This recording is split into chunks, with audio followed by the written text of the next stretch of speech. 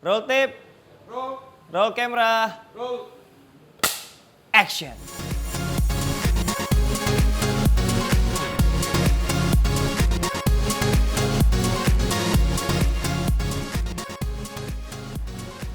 Comic 8 2014.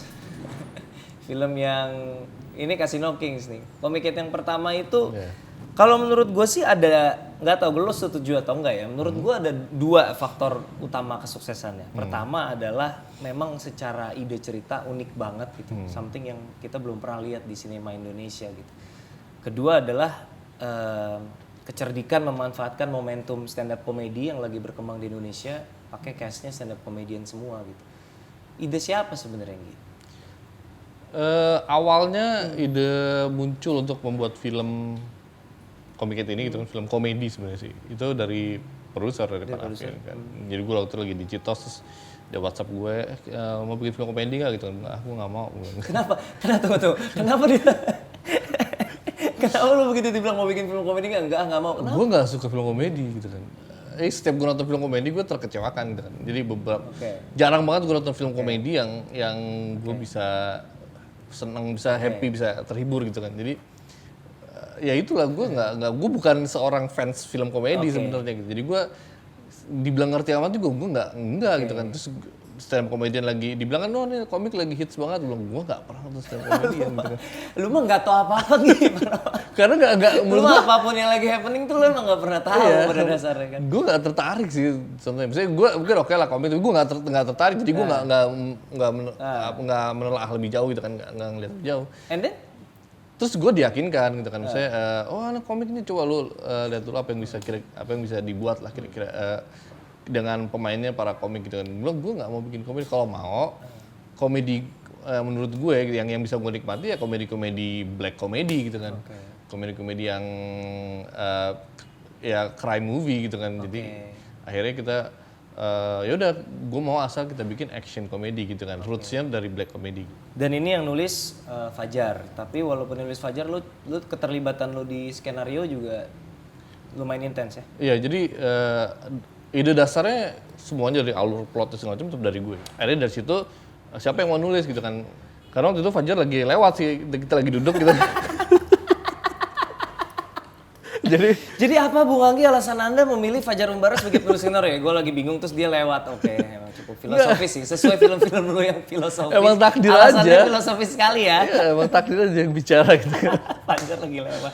Jadi gue lagi duduk sama Pak Raffi itu kan, produser Falcon, terus kita nulis lagi ngomongin komik, terus tuh dia lewat gitu kan. Terus dia lewat, terus ikut nimbrung, oh iya tuh komik tuh gini, gue tahu tuh si Mongol tuh, wah segini, si Bintang. Kok dia tahuan dia gitu kan. Artinya karena waktu itu Fajar itu lagi nulis untuk film yang lain rencananya gitu. Terus saya tuh film itu aduh tuh deh, lo aja lu nulis deh gitu kan. Lu kan tahu komik-komiknya. Misalnya ini ya udah dari ide yang udah ada itu, dari 59 scene yang udah gue bikin itu plotnya segala macam, gue kasih ke dia. Dan waktu sebelum dia menulis akhirnya gue kumpulin dulu nih pemainnya oke nggak, soalnya percuma kalau dia bikin skenario tapi nggak ada pemainnya gitu. Apa sih yang paling membanggakan dari lu dari semua kehebohan Comic 8 kemarin, kalau harus pilih satu hal yang paling memuaskan, paling membanggakan dari sekian banyak hal positif dari suksesnya Comic 8 apa gitu? Yang gue banggakan, gue nggak tahu deh kalau gue banggakan sih apa ya, nggak ada sih, saya biasa aja gitu kan. Tapi yang gue sering dapat film terlaris 2014 dipanggil ke istana dikasih piala sama Pak Jokowi, biasa aja, oke. Nggak, mau lu apa sih?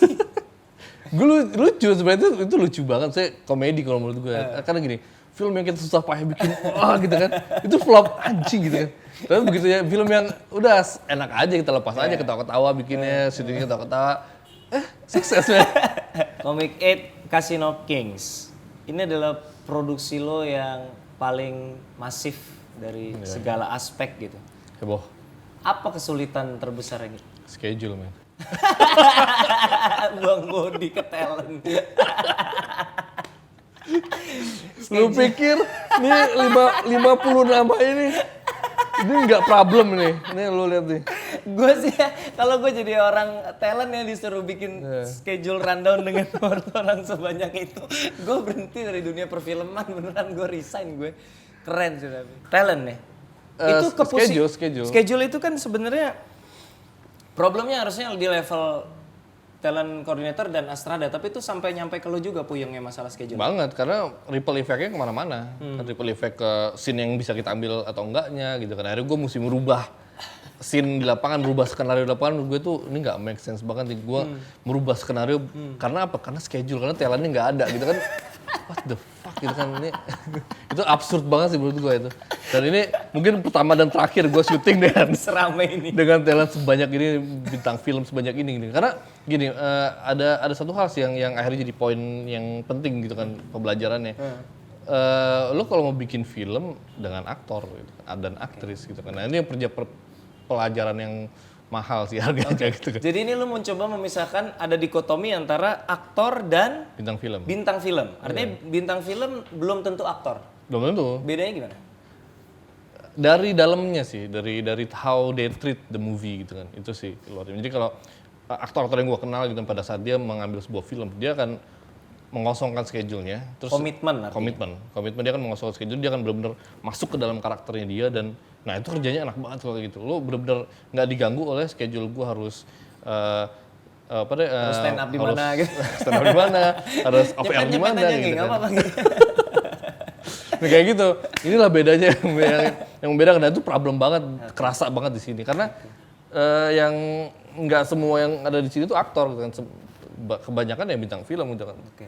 Sayangnya pada saat video ini tayang, Part 2 juga belum tayang di bioskop, jadi kita nggak bisa bandingin secara komersil. Tapi menurut lu plus minusnya apa sih kalau sebuah film utuh dipecah jadi 2 bagian gitu? Banyak sih, kalau plusnya pasti kemungkinan profit yang akan didapatkan pasti double kan. Double aja gitu, langsung blek 2 kali lipat gitu kan. Dan minusnya ya pertama dari quality dari storytellingnya mungkin agak terasa sedikit dragging gitu kan. Karena yang dari film pertama tuh harus agak di penjelasannya akan jadi lebih banyak gitu kan. Nggak sekompak kalau misalnya itu di push ke dalam satu film kayak gitu. Terus jadinya cuma 2 babak gitu kan. Jadi bukan 3 babak. Jadi film pertama tuh benar-benar cuma introduction karakter, introduction problem gitu kan. Udah nggak ada solution gitu kan. Nah, di film keduanya jadi cuma solution doang gitu kan, problemnya udah ada kayak gitu. Jadi yang di kedua sendiri mungkin juga akan jadi problem karena akan jadi sesimpel itu gitu kan. Gitu. Jadi pada saat sekarang masih tahap editing gitu kan. Gue sih convince sih karena kita ada berapa plot kan di situ kan 8 orang yang segala macamnya punya aktivitas sendiri-sendiri gitu kan. Terus ada plot yang lainnya yang berjalan bisa it can works gitu kan. Tapi ya belum tahu segimana worksnya gitu kan, segimana minusnya juga nggak tahu. Waktu Comicate Casino King Part 1 ini rilis, lu termasuk pesimis lah bahwa ini rasanya berat banget kalau jangankan ngejar yang pertama, bahkan nyampe angka 1 juta pun lu jauh dari optimis gitu. Kenapa? Apanya yang membuat? Apakah pure karena dipecah 2 itu atau ada alasan lain kenapa lu nggak optimis sama ini waktu sebelum rilis? Karena jujur gitu ya, emang ekspektasi gue waktu lu pertama mulai production sampai setelah selesai itu agak menurun gitu kan. Karena dari semua sih ada problem dari scheduling tadi, problem dari ripple effect ke pada saat syutingnya, production. Jadi banyak hal-hal yang nggak bisa gue achieve. Yang gue bilang tadi, yang paling banget kerasa sih dari CGI, dari buaya-buaya itu. Semuanya sih. Jadi waktu lagi kenapa juga alasan kita pecah jadi 2, karena nggak mungkin itu kalau misalnya kita jadi satu nih, itu nggak mungkin ke-achieve yang setengah ke belakang. Karena timing pengerjaannya. Gitu. Iya. Jadi komprominya cuma bukan berdasarkan itu kepanjangan doang sebenarnya, tapi waktu limitasi yang kita dari waktu gitu yang terbatas. Karena nggak mungkin selesai itu sebenarnya gitu. Kalau misalnya kita push ke belakang gitu. Jadi emang butuh support yang lebih jauh sih dari fasilitas dan dari manpower ya dengan waktu yang ada gitu.